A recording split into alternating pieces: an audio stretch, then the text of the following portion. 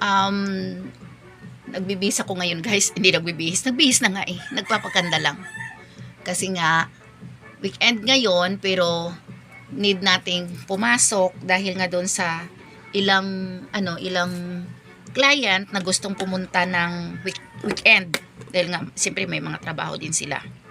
So, habang ako nagpapaganda, may naisip ako, may naalala ko. Kasi kanina, I received a video from one of the konsihal. Siyempre, hindi ko sasabihin kung sino yon. Na yung empleyado na matapang pa sa kapitan. And then guys, may mga I receive mga calls and messages nagtatanong kung sino yon. Siyempre sasabihin ko kung sino ka confidentially. Okay? Ito dahil yun dun kasi sa napanood nila na video ko na pinost ko kagabi. Ito yun kasi.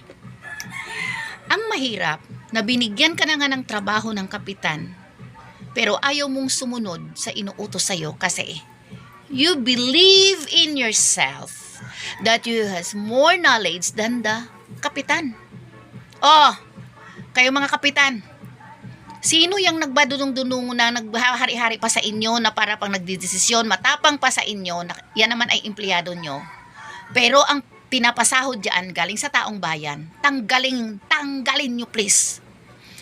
Mag-employ kayo ng empleyado dyan sa barangay na may ethics, may natapos. Wag naman yung porque tinulungan lang kayo na butuhin. Ipinangkampanya kayo. Isipin nyo agad na may utang na loob kayo. Kaya kailangan bigyan nyo sila ng trabaho. Hindi yun. Nasaan ang yung humanity dyan?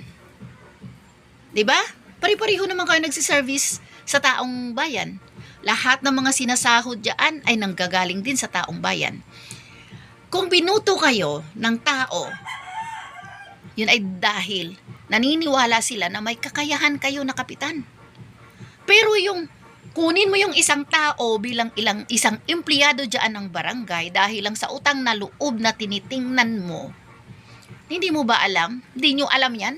Kaya lang yung kunwari kinakampanya kayo para makakuha ng dyan. Tapos, lack of knowledge. Tingnan nyo kung may pinapasa sa inyo na resume, certificate, kung nag-undergo ba yan ng course na training ng mga ganon, anong kurso niyan. Kasi, kung kulang yan sa etiquette, kailangan nyo rin i-train. Kailangan nyo i-seminar. Diba may mga budget para dyan? Pati yung mga tanod dapat isi-seminar, iti-train din yan eh. Para alam din ang SOP. Visit. Ito pa, may nagsabi sa akin natutulog ang mga tanod. Kung sa bagay, dito din.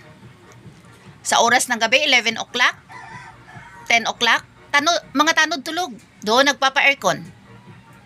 Oh, nagreklamo sa akin ang taga dyan. Kala nyo wag nyong hayaan. Kasi yan ay reklamo pa lang naman eh. Hindi naman yan. Kaya hindi ko nga mapangilanan kung sino kayo kasi wala pang proper evidence specifically kung sino kayo ang gumagawa ng ganon. Pag once makakuha kami, makikita nyo dyan mukha nyo. Kung kayo dyan, nakahilik-hilik dyan, sige.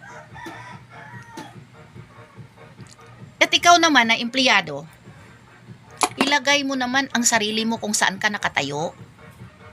Huwag ka naman lumpampas doon sa jurisdiction mo.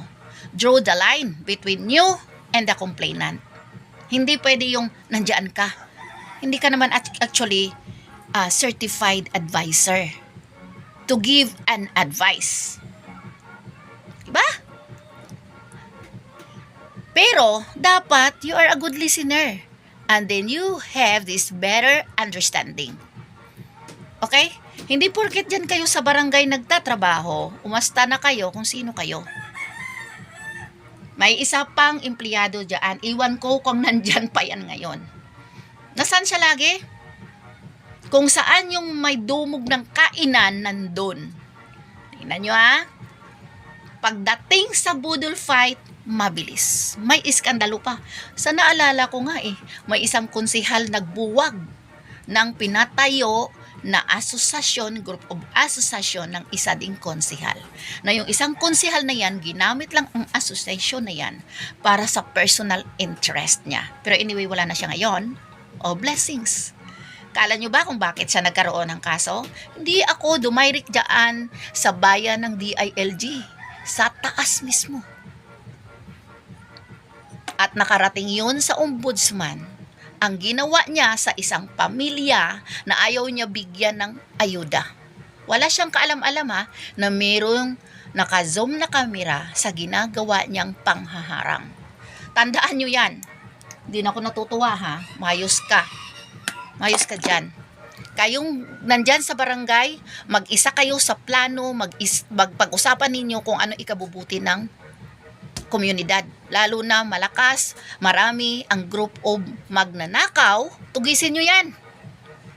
Na yan, sahud-sahuran kayo dyan, pero hindi nyo ginagawa ng maayos ang trabaho nyo. Hindi ako nagsasalita dito para mandaran kayo. Hindi nyo naman ako boss, pero alam namin ng taong bayan na nandyan kayo para makatulong sa peace of community. There is no peace and order. Like for example, isa pa, mayroon pang tumawag sa akin.